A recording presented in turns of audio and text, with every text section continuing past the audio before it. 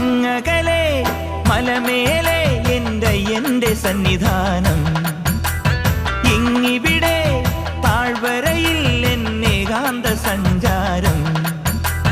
ശരണം ശരണം എന്റെ സ്വാമി, എന്റെ വിളിയൊന്നു കേൾക്കെന്റെ സ്വാമി. ഇരുമുടിയേൽക്കൂ സ്വാമി, എന്റെ പാദങ്ങൾ നോവുകയല്ലോ. കാടിന്നിരുൾ മുടിയാകെ മലങ്കാറ്റേ തുലയുകയാ.